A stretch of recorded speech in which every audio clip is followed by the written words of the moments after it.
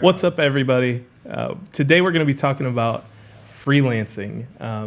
I can remember when I started freelancing and it was like a scary, confusing place. It was kind of like wild, wild west. And I had a lot of questions like, how do you start? How do you find your first client? How do you successfully invoice somebody and get paid?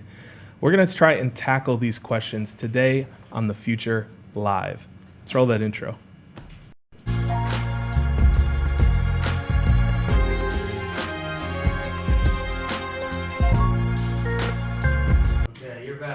Okay, so that was not the intro. But right, yeah. Guys, my name is Ben Burns. I'm here with Greg Gunn. Hello, hi. So today we're going to be talking about freelancing, like I said. Check audio?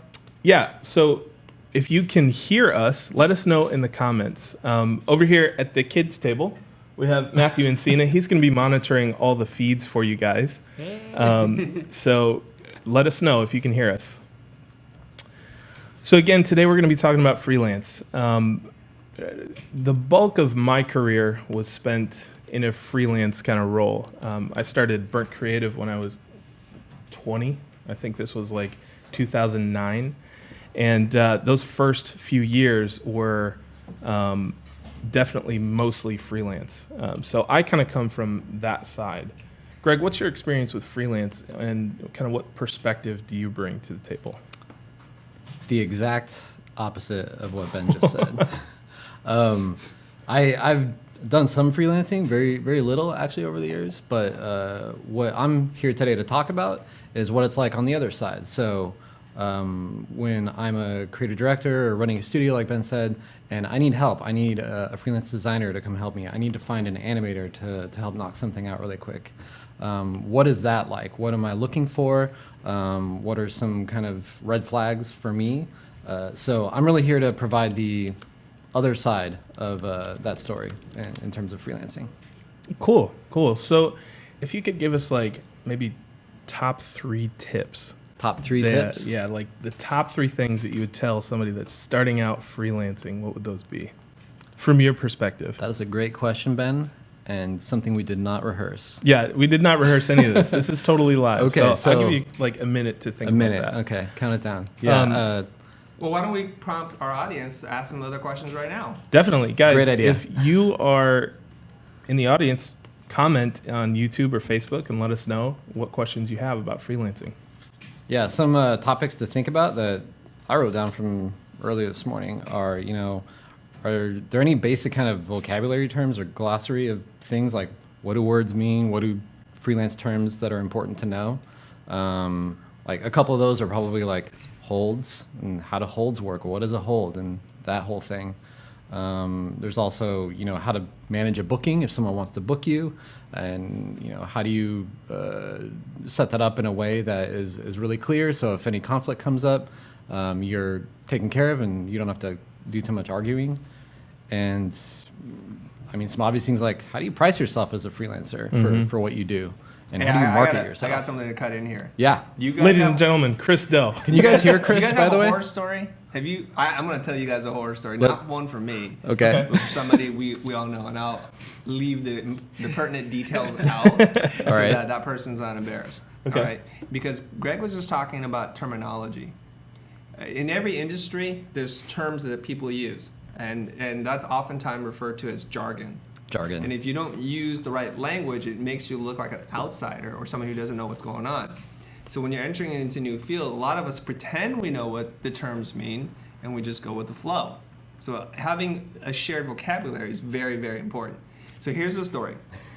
There's a guy, he went to school back east to a regular design school, and he really wanted to do motion design work. And he didn't know how to use Photoshop, didn't know how to use Illustrator, and he got a booking. And so he was thrilled. He got a booking at one of the prominent companies on the West Coast. So Nice. he and his girlfriend packed their bags and moved out.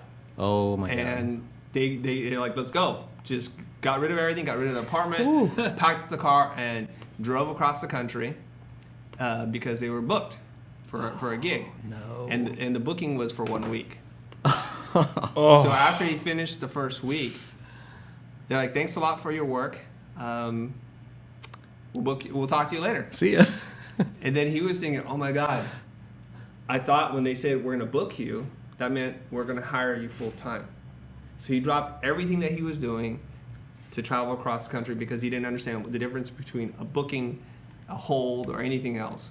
Now, luckily for him, he's a really scrappy guy. So rather than go home, face his girlfriend, and tell her, honey, I totally screwed up. We have nothing. And we have no money. We have no job. We have nothing. So what he wound up doing was he camped out in front of another studio and waited till it was near closing time. And then when somebody went in, because a lot of these companies have security doors and that kind of stuff. Yeah. He walked in. Sneaky. And he asked the receptionist, where's the creative director? And she said something.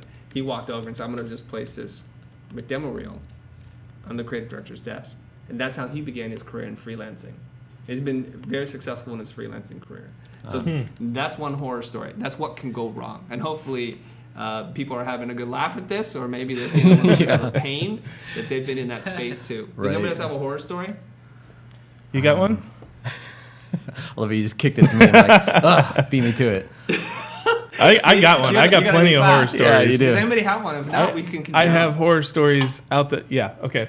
So basically I had one client, it was a website, it was a super low budget job. I found it on, I think it was Odesk. This was years and years and years ago. I think that platform is called Upwork now. The guy convinced me to get paid outside of the platform, which is always a mistake. So I figured out how to send him an invoice that he could pay with a credit card. And he paid his deposit. I delivered the site. He copied it, took everything down, and then canceled the payment. So he put a fraud hit on my business. Ooh. And so the money gets taken out of your account, and then you have to go fight it. You have to prove that you actually delivered this to the client, and that's difficult to do in a service organization. So, hey Ben, I got a question from YouTube right now. Okay. Somebody who's in your neck of the woods. He I think.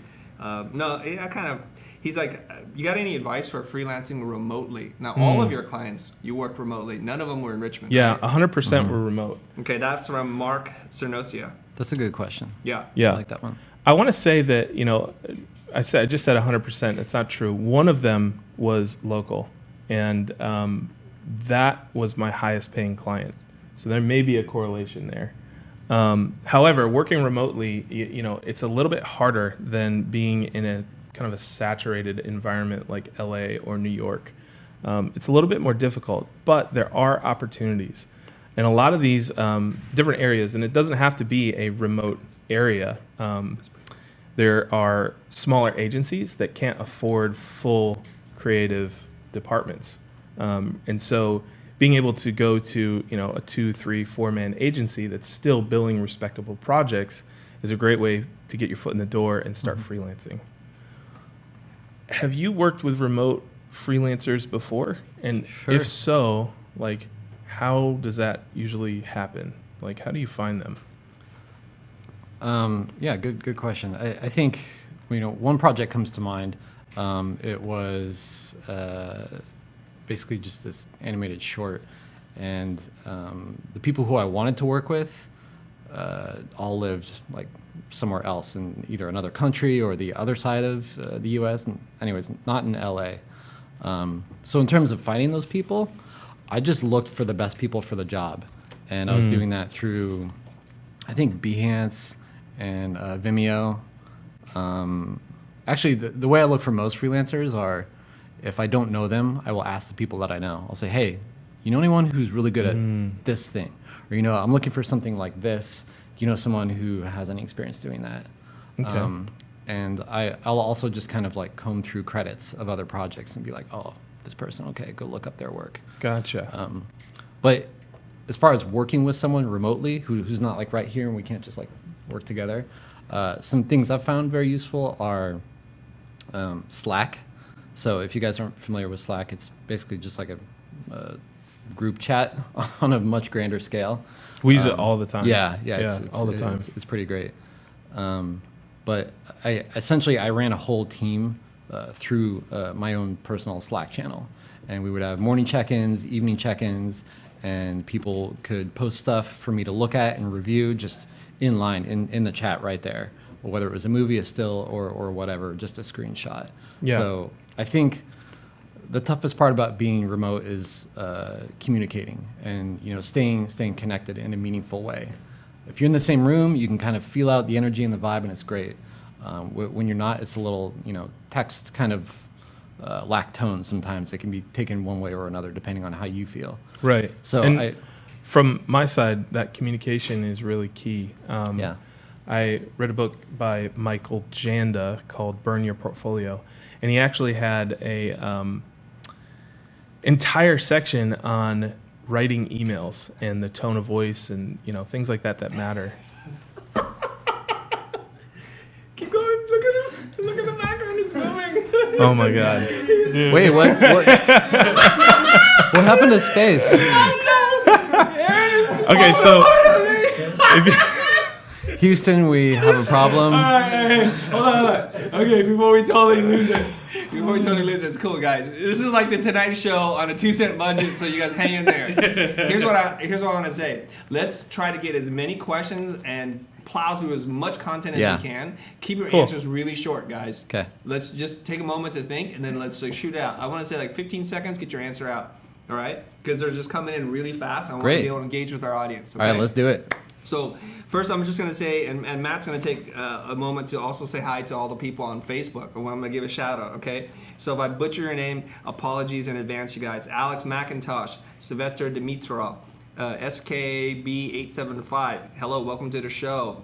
Somebody's from Senegal right here calling in. Rick Reuter, Ed Dominguez, Javier Serrano, Juan Pablo Solano. Okay?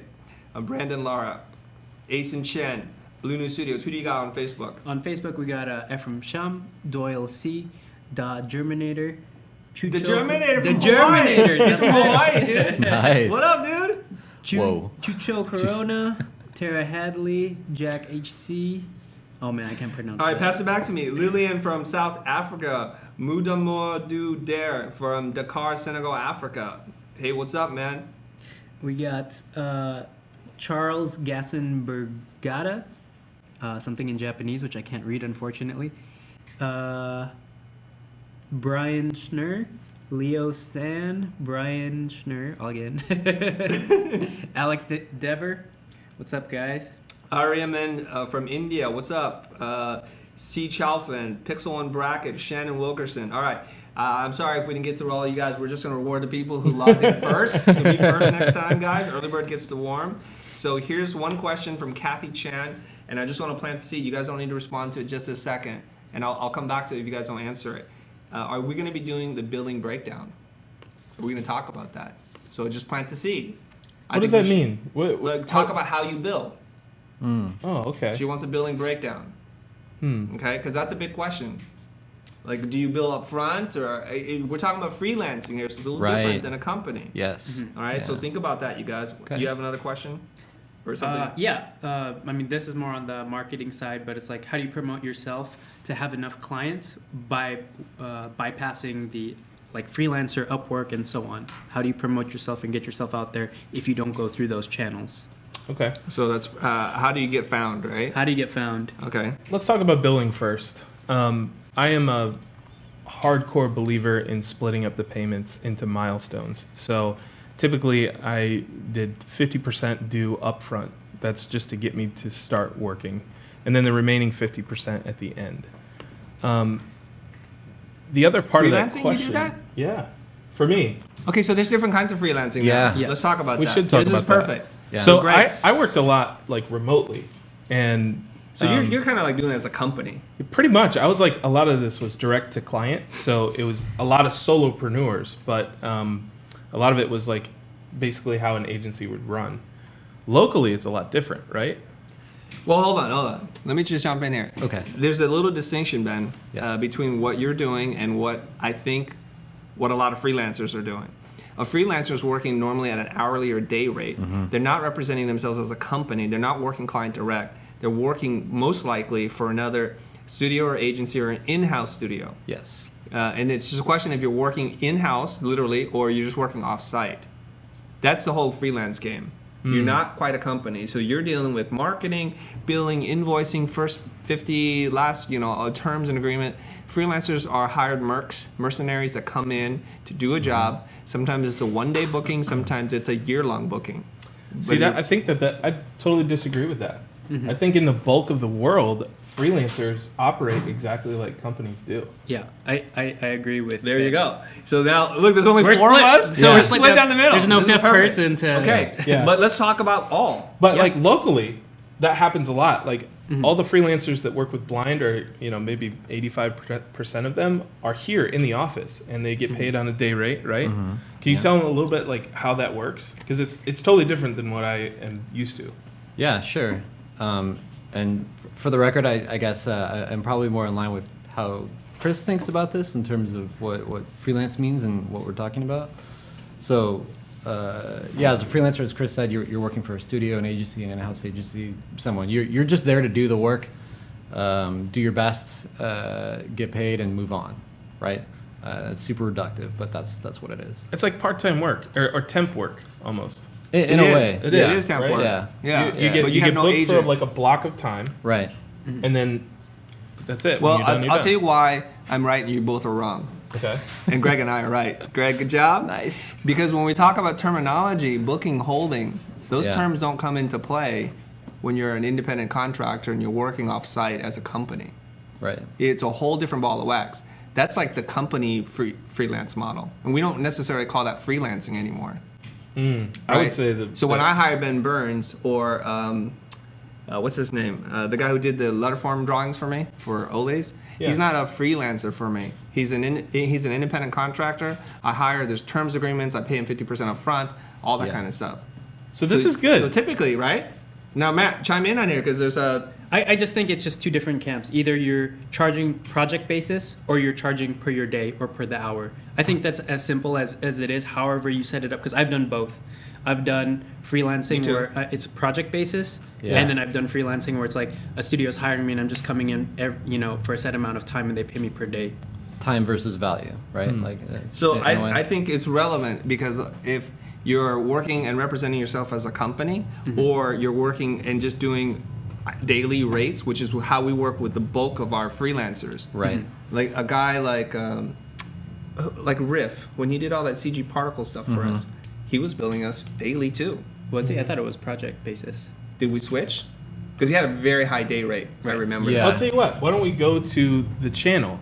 Yeah. If you guys identify as freelancers, write down what kind of work you're looking for. Are you looking for project-based stuff that you do from home? No, not what you're looking for. What are you doing right now? Yes. Okay. What are you doing right now? Good Are you question, working Ben. from home, or are you trying to get a temp spot in an agency? Comment below or to the Yeah. side. All right, to, let's to scan. that point, I think you can also work remotely as a freelancer just for a day rate. Like that's been all my experience working with freelancers remotely. So you just are not here on site, but I can still pay you by the day or by the hour or however you want. So yeah, I guess it depends on how you like to work. Right? Gotcha. Can you guys hear that music? Yeah. Yeah, there's a feature film happening next door. It's We're not super quite sure. epic. It's awesome. It goes along with the space background if we still don't had think that they up can hear there. I think we're in Chicago or something. Where are Chicago? we? Okay, gotcha. LA. Oh, it's LA. Oh, There we okay. go. Now we're back to being Okay, epic. nice. Okay, so we're getting some responses for what you asked, Ben. All right. Let's hear it. So Zachary says 90% from home, 10% through an agency. Some other people are saying from home. I work from home, both on a day rate and project rate. Oh, there from you go. home, working remote, project basis, working remotely, both at the same time. So it looks like everybody's been in the same camp. Yeah. So this is all relevant. It's just a matter of do you get paid per hour, per day, or by project basis. Yeah. And I guess agree. to go back to the question about how to bill for that, I think you probably want to bill for that two different ways. So, if you are working for a certain client who wants to pay you by the day or however, you just set that up front. You say, look, I can do this for you. Here's my rate. It's X per day, and I estimate this will take between 3 to 6 days or whatever it is, and then basically they book you for your time. So you are paid for those days that you work. If they want to extend that, because they want you to work more on it, great. You get paid that much more per day, from then on out. But if they book you for that block of time, you're entitled to each day a payment. Whereas if it's a project, that's maybe more in line with what Ben was talking you know about. what, you guys? I know what's going on here. It's the nature of how we structure the question that the answers are coming in. People are telling us they're working from home and doing project-based fees, which I understand probably most of our audience are. The question is, do you think of yourself as a freelancer or as a company? Right. That's what because the title of this show is called Freelancing, so we need to have some common language there. So I'm pretty sure 90% plus of our audience is working from home, working remotely, and I want to know if they consider themselves a freelancer. Now I'll tell you, excuse me, a personal story here. When I first got out of school and I tried a job and then I went freelance, I was working on a day rate, and I'd been doing that for quite some time. And then I realized I wanted to bring in people to help me, and I needed to transition from being a freelancer and working on-site to working off-site. And so then I was entering into becoming a company. And now, just speaking for myself, I'd love to go down the line here. You worked independently for a while as a company. Both of you guys did. You with Born and you with Three-Legged Legs. Right. Did you consider yourself in doing the work remotely or whatever as a freelancer or as a company? Do you self-describe yourselves as a freelancer? And now we're just getting into semiotics here, right? Sure. Right. But Or semantics, I'm sorry, I not think semiotics. it's important that we understand, we mean the same thing when we say freelancer, right? Yeah. So, to answer your question, no, we identified as a company. So we took on projects per project, or project fee, rather. We never did any kind of day rate because that's just not how we marketed ourselves. Right. Same here. We were working with the group of guys. I considered us as a company, and we did project base. Yeah. So Ben, when you were working independently with Client Direct, did you consider yourself a freelancer? Yeah, I did. I it's thought I very was a interesting. freelancer. Very interesting. Wow. And Yeah. the day rate Yeah. is like super local to LA. No, You it's don't not. find It's that. not. It's Everybody not. else is on like hourly. In my No, I know what it experience. is. This is a culture war. I'm just kidding. There's Ben and 90% plus of our audience who are working just like you, Ben. Yeah. And aren't familiar with this because you're not working in the big markets. Right. It's a big market thing. If you were talking about San Francisco, LA, New York, those kind of places, even Chicago, and especially within the motion industry, it's the exact opposite. It's almost 99% Right. work as freelance. Yeah. Okay. Now, when we work with people off-site, for some reason in my mind, I've hired many people off of Behance and other sites. I've hired a young kid off of Vimeo, and I didn't necessarily consider him as a freelancer anymore. And this is just maybe the way I grew up in the industry, and I thought of him as an independent contractor. We had terms, we had 50% payment. I've never paid a freelancer. I don't think I've ever paid a freelancer 50% of the total booking on day one. Yeah, no way. What they do is when they freelance, they bill us every 2 weeks. And many freelancers in LA have gotten burned because companies delay the payment and they keep booking you, and they delay and they delay, and then they're upside down. And we know several people because the industry's been impacted really hard, who are owed months of pay freelancing at a company that they may never ever get. Right. And I remember there's one guy who was asking me like, "Hey, what's going on with this company?" Because they've been giving me the runaround, and I had to call everybody for 6 months before I got paid, threatened lawsuit, the whole deal. Wow. Yeah. So it's a little bit different. So there's a good follow-up question Let's do to it. all of this. Okay. So Chelsea says she works at home and considers herself as a freelancer. But I wonder, but she charges by project. Does it matter if she refers to herself as a freelancer or as a company? Does that matter? That is a great question. While I think about that question, I just want to say Jim Johnston, he said he considers himself as a helicopter. I think that's awesome, man. That was, it made me laugh. So if you heard a chuckle like 5 minutes ago, that's what I was laughing at. That's great. Honestly, with this new distinction, I used to have like a concrete answer. Like, Right. I would totally say, you just make that decision yourself.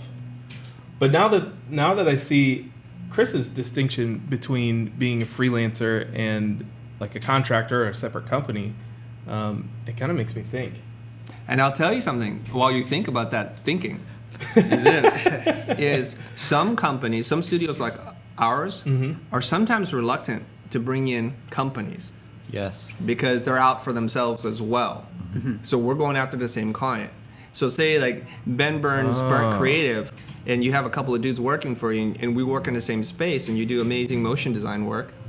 I'm not saying I would be, but I know people who would do this, who would be reluctant to bring in a company to help them, because they know as soon as the project's done, or even before, it's going to show up on your site, and there's going to be questions about authorship and ownership. Who did this, at what studio, because they're out for themselves. Right. So typically when we hire freelancers, whether they work in-house or out-of-house, they're typically solo people, and there's just that little bit of distinction. So I want to caution you guys, you have to think about this. I would give very different advice to Ben Burns, the independent contractor in my mind, versus Greg Gunn as the freelancer. Very, very different advice. Interesting. Because I'm not threatened by a single person, but I am going to be if you're trying to market yourself as a company. And there's a lot of unethical people who are very vague about what was done where. Yeah. Like somebody might do this. Kyle Cooper, who you guys just saw an episode on, this has happened to him many, many times. When somebody does a test for him and it doesn't even work out in the movie, like one small part of the entire sequence, they put the whole sequence on their demo reel and they don't even say what they did or didn't do. Right. So that kind of stuff happens. I mean, that's bad business practice overall. And so whether you're a freelancer or an independent contractor, whatever you want to call yourself, or a helicopter, make sure you clearly label what you do and only show the parts that are relevant to what you did. We've talked about this before, right? We talked about this 2 episodes ago. And the reason why you want to do that, and I know what you're thinking. What I did isn't sexy relative to the whole thing. But the problem is, and I've done this, I've called in people and said, I love that thing you did. I love it. And they're like, I didn't work on this shot. Where's credibility? Sucks. Yeah. Now, you guys were all sitting here thinking, why would you ever do that? But kids do that. Yeah. They're insecure about their own work, and they do this. I never hired that kid. Never did. We never will. He's just got crossed off the list. And the sad thing, this is the sad, sad truth, is that the rest of the work was good. But it created a thing of doubt in my mind. Yeah. Dishonesty. Dishonest. Yeah. Misrepresentation. Yeah. And why? Why would you do that? Your demo reel's good enough. So I think that Credits of who worked on a project? No, they don't. Okay, Cheryl's asking this question. I want to make sure you guys hear this. So good Cheryl one. and Aaron are in the back there. Cheryl said they don't put up credits as to what they do. Oftentimes they do not. Okay. Now, some companies require you to burn in at the bottom the studio's name, meaning the company that hired you, your name and your role, and they only give you the shot that you worked on. Okay. But that's a lot of work. Now, I've asked the freelancers that I've hired in the past to just credit our agency, link back. And I do the same. I did the same thing for them. So I get that. But I think that the question really boils down to your goals, right? Do you see yourself in 3-4 years working directly with clients and having employees or contractors yourself? Or do you see yourself as a part of a larger organization? That specialized tool that they bring in and use for the job. So that's really kind of like, that's what boils the decision down in my mind. I think it depends upon how big the job is. Like if it's a big job, you probably want to be an agency as opposed to a person. If it's a small job, like a small company, maybe you're just a person, so you're not intimidating the small. All right, so you guys, as you're all looking at us staring into nothing, Oh, right, because yeah. we're listening to Can't hear Cheryl, somebody needs to repeat back what Cheryl asked. And then I want Okay. us to move on because it's already 30 minutes in. So Cheryl said that it depends on the size of the engagement. So if you are a freelancer tackling a job of enormous scope, may be difficult for you. And, if you want to tackle those jobs, you might want to become an agency. Did I get that right? Right. If it's a Okay, big she said job, yeah. You say you're an agency. If it's a small job working for a small studio. Oh, okay. Yeah. Hold on. So it's a positioning thing. All right, She's everybody, saying- think about your answer, and then we'll rapid fire, and we don't need to disagree with each other even if we disagree. Ready? Okay, I'll start. Go. All right. If you want to stay an individual and work as a lone wolf and kind of move around and do whatever you want, you're a freelancer. Stay that way. If you want to grow in people and size and scope of the jobs you're producing, it's probably best you position yourself as a company. Go. I like that a lot. I'm going to say ditto on that. The only thing is I think that freelancers have a little less flexibility on where they move because especially in this environment, they're required to be in the office. And so a lot of that direct-to-client work gives you flexibility of location. That's all I got to add on that. Matt. I have nothing to add. I don't think you can choose to change who you are job to job. I think the question itself is structured in a way that you think, oh, a new big job came. The new big job is not going to come in because you're in your position as X. You can't become Diet Coke if you're Coke one day. You have to have two different brands, and that's a lot to manage. Okay. Now, before we jump into another question, I just want to say that if you guys like this amazing mug, it's on the site. Look at this thing. I mean, don't cut away from Ben. It's ergonomically designed specifically for designers. It's matte black. It's a sweet cup, guys. If you want this, it's on the website. No, wait, hold on, Ben. Okay. I don't like it when we plug products on our show. No, I think I'm we sorry. need to just I'm sorry. focus on the content, Ben. God. No, you know what it is? Why do we have these freaking mugs? Just because we use other mugs and people are like, why don't you have branded mugs? Guess what, guys? Cheers. Bam. Cheers. You asked for it. Here we go. But I don't have one, and I drink 3 cups of coffee every day. Matthew, you can share mushroom mine. coffee. No, I don't know. You got your germs on it, dude. Yeah, that's right. All right, here's the question. And I like the way that some of these guys are doing it. They're mentioning us in the comments. And so Pixel and Bracket and Bryce Adams have 2 questions about marketing. And I think this is really important. It may or may not be relevant to what we're trying to talk about today. Right? So we're trying to keep it focused. But they're like, how do I get more work? Any marketing strategy advice for individual designers? Marketing-wise, how do you do it, guys? I need to think about that one. There's a bunch of questions coming in from marketing. So from Pixel and Bracket, Sebastian Dutter, let's see what he has to say. No, that's different. Okay. I mean, I think we touched on this last week on the internship tips about it depends on where you want to work and what kind of work you want to do. I think if you're very clear in your head, this is the type of work I want to work on, or this is the studio I want to work at, I think your portfolio needs to reflect and emulate that. Yeah. Copy it first and then work your way up in kind of developing your own language and style around that. So if your portfolio is a clear reflection of the type of work another studio you admire does, it's really easy to cold call them and be like, hey, I'm this freelancer, I'm an animator, I'm an illustrator, and I love the work you guys do. Take a look at my portfolio because I think I'd really fit in over there. Right. And it also, having that user profile in your head about the type of work that you want to do and the type of client that you want to have, that will lead you to where they are. And so you don't want to market to somebody, if you want to work on really big projects for Fortune 500 companies, those guys are not on Odesk and Fiverr. They're just not. So you want to go where the client is. I have very different advice depending on if you're a freelancer or an independent contractor. Freelancer, a very simple way to get work. Do the work that's good enough to put on that company's real portfolio. You will get a job. All you have to do is send them a link to your work and you will get work, period. So when your work doesn't look like the work, you may not get work. And you're referring to agency specific, right? Yeah, so freelancers working for a studio or an agency do work like the work that they have on their reel. If it's good enough to put on their reel, they will hire you, period. Okay, independent contractor, now we're getting into the whole thing about conversion funnels and being where your clients are. Fortunately for you guys, Ben Burns and I, we have a whole course on how to do marketing, right? Sales and marketing. And so we're not going to get too much into it, you guys. But the simple answer is this, is you can't expect the clients to come to you. You have to go to them.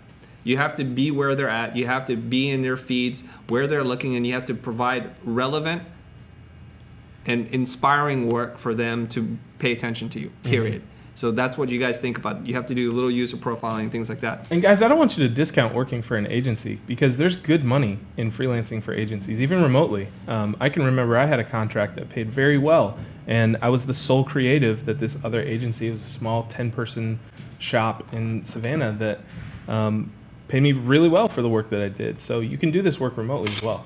Well, let me tell you, just for clarification, because Ben Burns was introduced on this show on the $500 logo thing, and we had said that given the number of hours you worked on it as an independent contractor, you were making close to minimum wage. Yeah. Now, let me contrast that to, at least in the markets that we're aware of, most freelancers who come into our shop make anywhere between $250 a day to in excess of $1,000 a day. But I would say the range is probably somewhere in the middle, probably between $400 to $600 a day.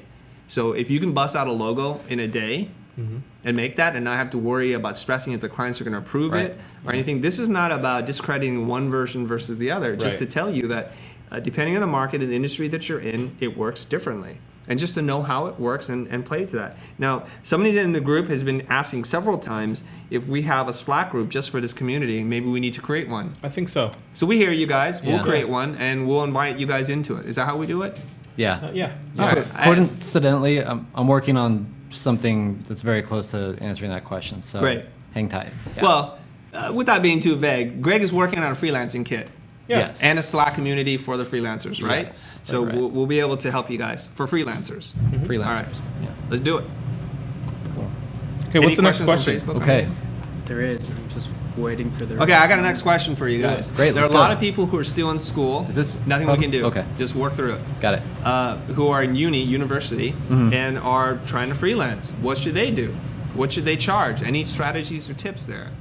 Clearly, then you're a freelancer, right? Oh yeah. Clearly, you're Yeah. still in school, Right. so you're going to be working part time. Right. Who's got an answer? Oh man, I would challenge you to take an internship over freelance. Say it. Do Yeah. it. Yeah. Challenge it. Yeah, I would honestly get yourself into a professional environment that you can go every day and really understand how an office works. We exhausted internships last week, I believe, with Matthew. I think that's your best bet while you're in school. Yeah, I think to Ben's point also, if you're still in school and you want to position yourself as a freelancer, you're going to be competing with people who've been doing this for 2 to 5 years. And I know when we bring on an intern, you're part of the family. You're treated as an employee, but there's a really big safety net beneath you. So if you screw up, that's okay. We're here to catch your fall, and we can help guide you in the right direction, and it'll actually help you learn a lot more on the job. Yeah. Whereas if you're still in school and you get out there and you're like, no, trust me, hire me. I'm a freelancer. I can do this, and you blow it. You're gonna get marked for that. I'm gonna be like, 86th. I don't know. So a year down the road when you graduate, I'm gonna be like, I don't know. That wasn't a really great experience for me. So I would hesitate to hire you again. Leo San just asked us if we are all a collective of freelancers, and we're not. Blind Who? has, These four? Us four? Yeah. Oh, really? We're not. No. Blind has a pretty big team of full-time people, but we pull freelancers on to accomplish certain tasks, like Yeah. specialists. Aha. Every single project. Your Honor, I closed the case. Case closed. Case closed. Now you see, right? Because theoretically, we're doing exactly what you were doing, but we don't call ourselves freelancers. We are a company, Yes. and we market to. Okay, so Okay. case closed, but lots of things going on. People are wondering what the washing machine is about. But we haven't done laundry, you guys, in a while, and Aaron's actually naked behind the machine there. We're doing Truth is, laundry. What? the air conditioning kicked on, you guys. There's nothing we Yeah. can do. We're hot. Air conditioning is on. Yeah. Lots of other questions coming in. Matthew, you want to say something Yeah, about I- university and freelancing, right? Oh, no, I don't want to. Are I you- think they said what we need to. I think we can move on. I have a good question that I Alright. think Okay. a lot of people are feeling at some point, especially early on in your career. Right. How do you level up the quality of your work when you are stuck with lower quality, usually low budget projects? Oh man, this Whoa. That's a It's tough. okay, I'm getting everybody, fired think about up it. here. Think Yeah. about your answer. No, I already know. Fire away. I already know. Ben Byrne is on fire. You have to hustle. Just because you don't get paid for work doesn't mean you can't work. So you need to be spending your nights, weekends, whatever it takes to up your skills. So fill your portfolio with unpaid work, passion projects that make sense for your target audience. But it's no excuse to have a crappy portfolio because you're fielding low budget jobs. Work nights, hustle. All right. Kyle Cooper said, "There's no such thing as bad clients, just bad designers." Right. Yeah. Greg Gunn, go. Well, Chris stole my answer first of all, so let's just start with that. No, Greg Gunn, go. Fire away, dude. I tend to agree with both of them. I think, majority of the time, we're gonna judge you based on the quality of your work. I don't care if it was for a real client or you made it up for fun. I want to be impressed. I want to look at your work and be like, wow, this person really knows how to think, and that's super interesting. And I could see that fitting with this project that I have right now. So don't blame your clients. blame yourself for not making great work.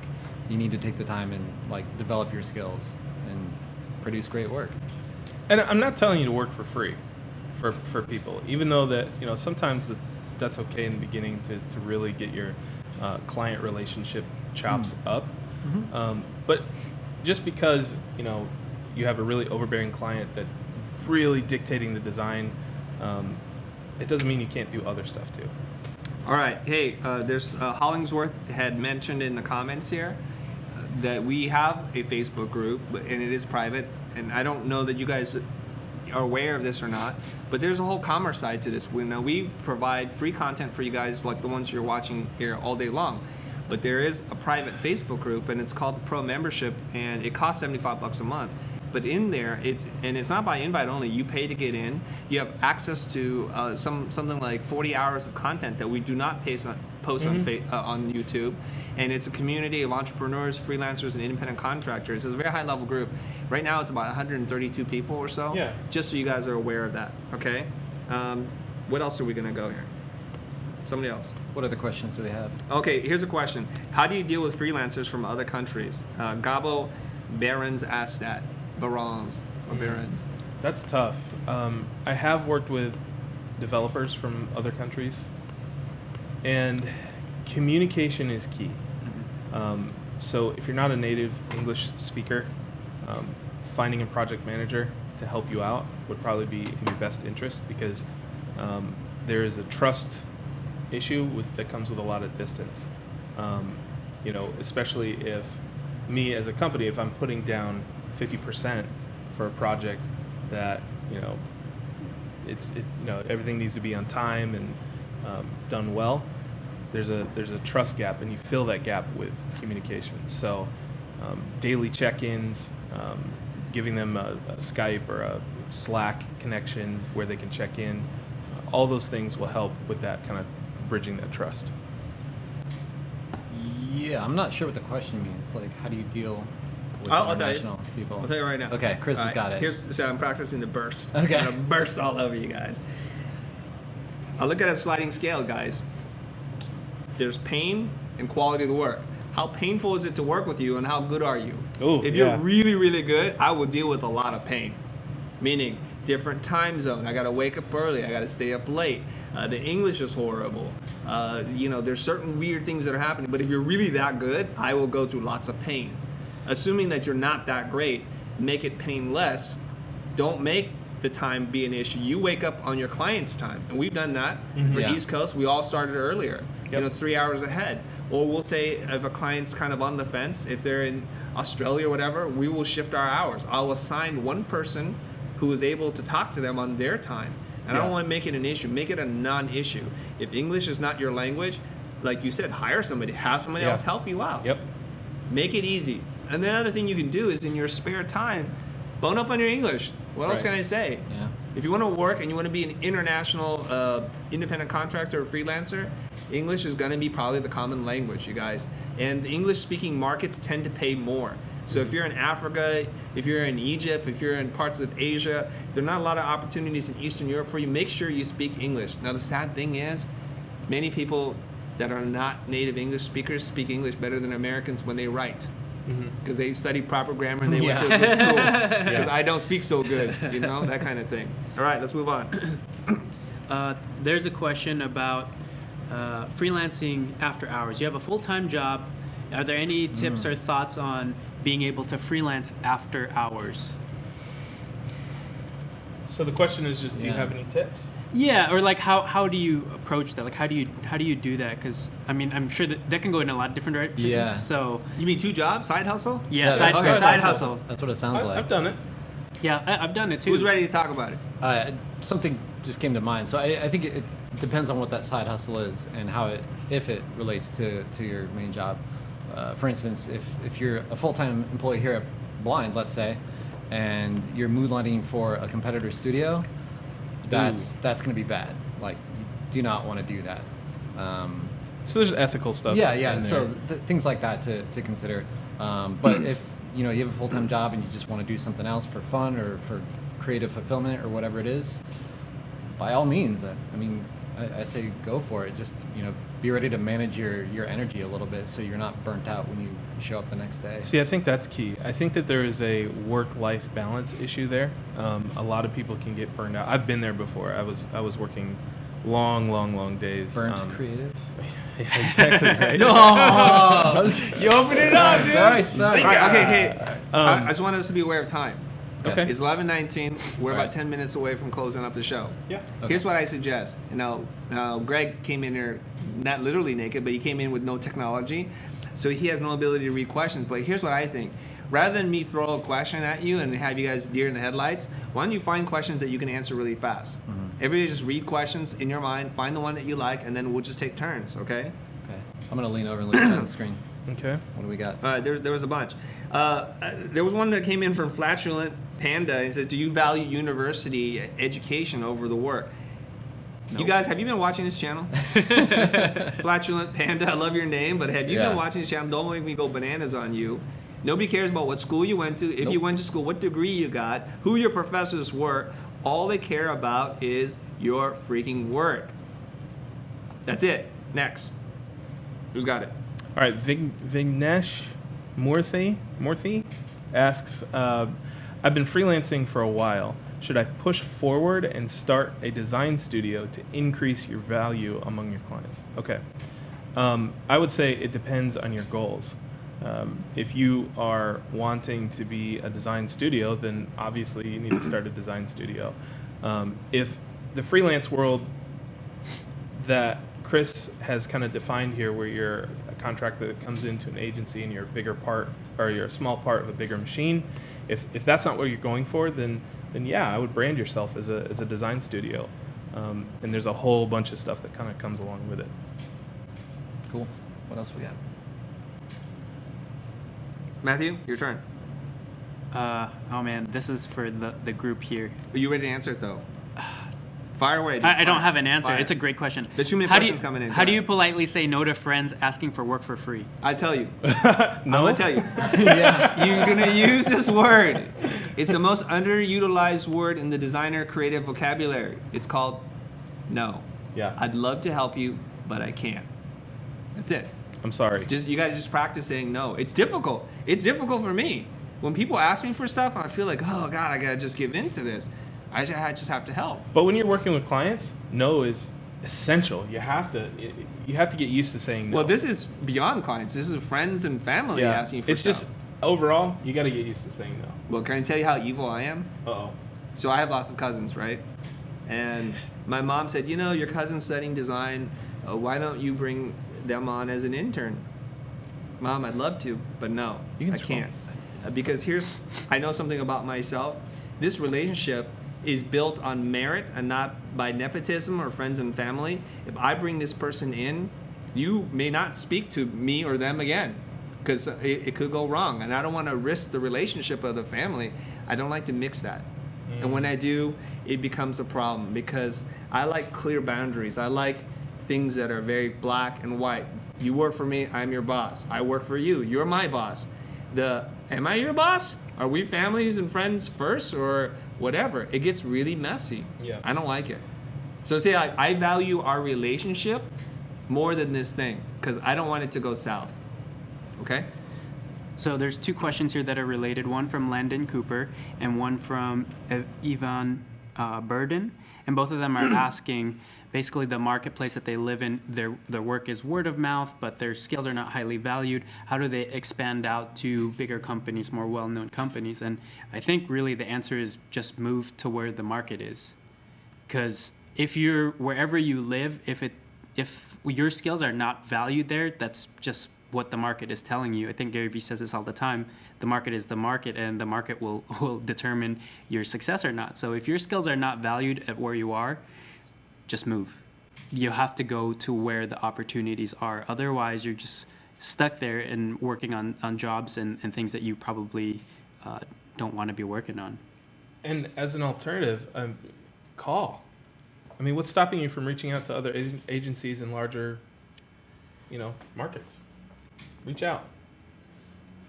All right, there's a lot of questions coming in and some comments and testimonials about the Facebook Pro Group. Again, let me be clear about this. Thank you guys who are in the Facebook Pro Group who are tuning in live and saying the ROI on it is incredible. You guys, it's like a mastermind group. I bring people in. We have coaching calls twice a month. There's tons of resources, very valuable information, and we get into the nitty-gritty. We talk about things that we cannot talk about on YouTube because it's sensitive stuff. I show proposals, I show bids, and we talk about how to onboard clients and overcoming objections. We role play. Now, where can you find this information? You go to thefuture.com and you go to the shop. It's right there. It's a kind of bright blue and yellow, and you see my ugly head. And it says Pro Membership, all right? You can also go to the school site, which we're phasing out, you guys, so you guys know. The school site is on theschool.co, I believe, and you can buy it there too. But I suggest you just go to a new site so that we don't have to deal with transferring you over. Just go to thefuture.com. Everything that we make and sell and produce is right there. Yeah.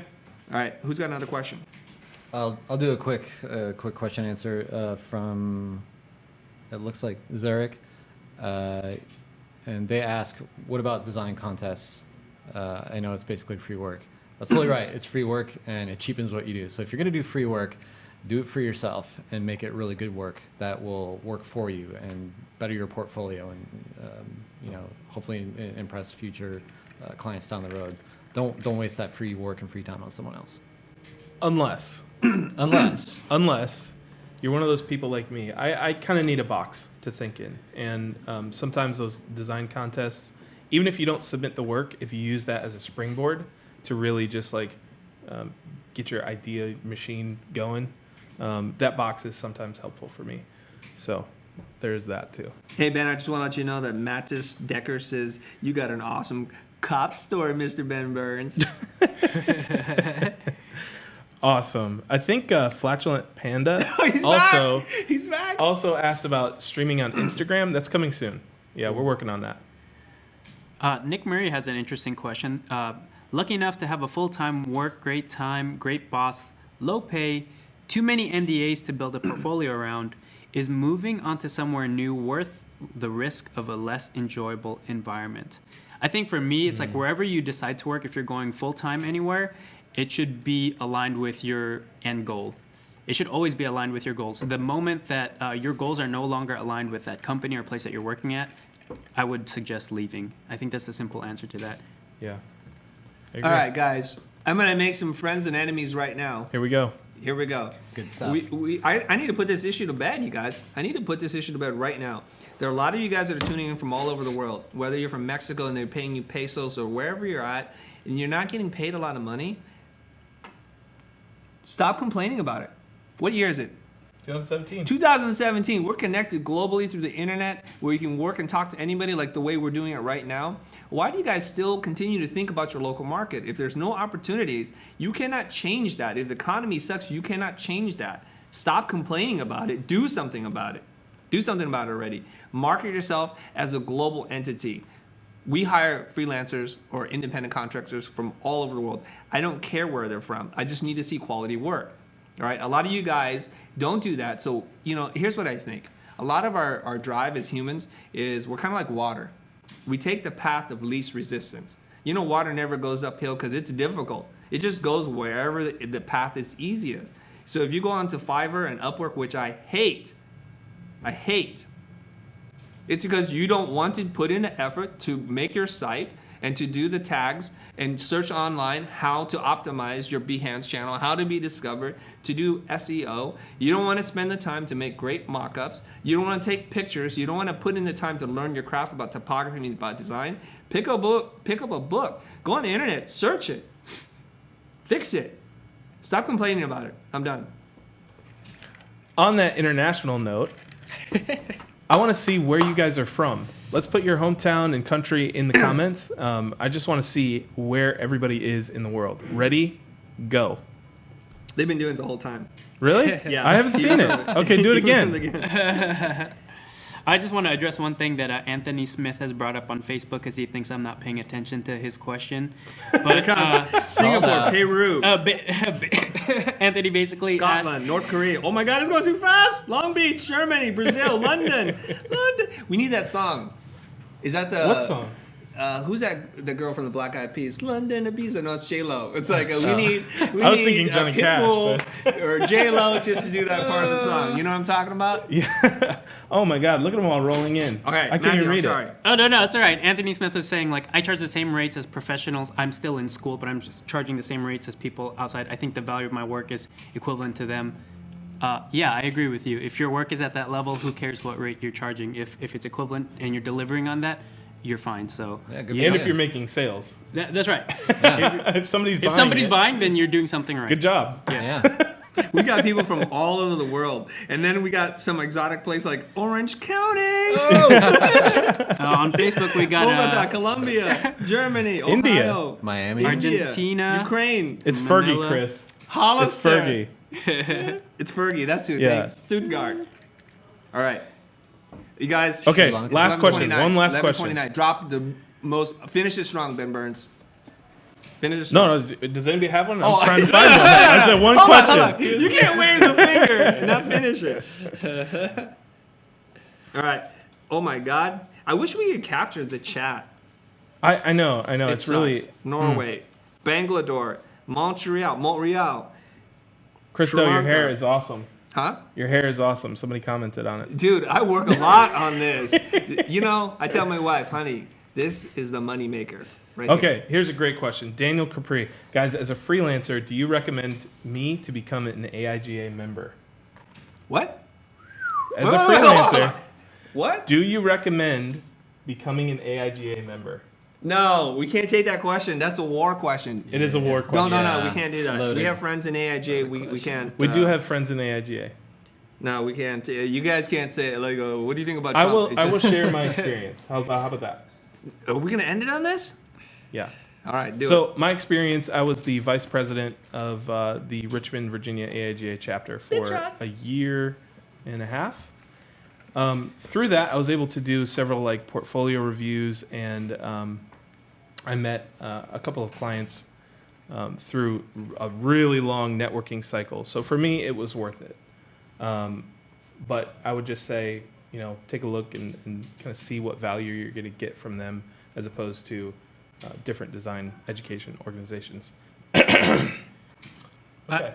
Do you want to end on that? Because I have a nice juicy No, we question. can't end on that. Chris, you can just tell. You can't end on that. Mr. Ben Okay, Burns. this is Let's call it unmic drop. Is it just like it's a went force up and movie. it's coming back. It's Using not it coming up. off. He's trying to drop the mic and it's All stuck right. in there. It's like So that Verizon commercial. I think this is for the group, maybe more towards Chris. Dinesh Maid, what do you think about the graphic design industry? Which graphic design job will get highly paid in the future? Ooh. All right. All right, guys.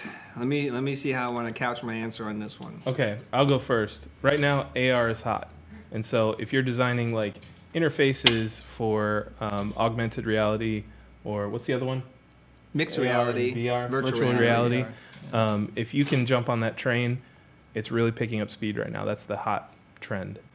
Other than that, Okay, guys. I don't like these kind of questions because you try to predict the future. I was reading or I listened to something that they said that the jobs of the future they haven't even figured out titles for. So it's a fool's game to try and catch that wave and ride that bandwagon. What happens when that wave crashes? You're SOL. I think what you need to do is to be a great problem solver. And I'm starting to wrestle with this issue myself personally because for 22 years, I've described myself as a graphic designer. And the question was, what field should I focus in on as a graphic designer? I think designer should be what you should focus on. You should be able to solve problems. And I don't mean it in the way that they talk about in school, like I solved the problem. Like in school, if you say, my concept is bread, that's enough to qualify you as having a concept. I don't mean that at all. What I'm really talking about is this understanding of design thinking, which is to kind of solve problems for other people and not for yourself, to understand what the needs are, what the market's asking for, and fill that gap. So that might mean designing a piece of furniture because somebody needs that thing. Or it might be designing an app that connects people to people who want to rent out homes. It could be just as simple as that. What's that one killer thing that people need right now? And think about that. Because designers and creative types are capable of doing so many different things. And designing could be designing a better story for a feature film. It could be anything. And I don't want you guys to think about yourselves as limited to being a graphic designer, because a graphic designer is one who designs graphics. I think you're capable of doing much more than that. And this is where I think the universities are a little bit behind in terms of teaching that kind of content that's relevant to what's going on right now. We know that software is eating the world, and we don't know where this is all going to go. So this is where I think a little bit of a broad-based liberal arts degree coupled with some real-world tactical stuff is going to be the magic formula. Awesome. Do we want to end on that, or I think we could end on that. That's a pretty good ending. All right, guys. It's 11:34. We love you guys. We love seeing your comments, and I wish we could capture the chat for what is it? Posterity. Sorry, I was going to say prosper. Somebody was like angry because there were too many comments coming in because you did the roll call, and it almost broke their laptop. They're like, it's stuck, it's frozen, I can't see you guys anymore. That's good. Yeah, it's good. Yeah, it's good for us. All right, guys, take us home, Ben. All right, guys, thanks for tuning in. Again, no, I'm just kidding. We'll see you next week. See you guys. Bye-bye.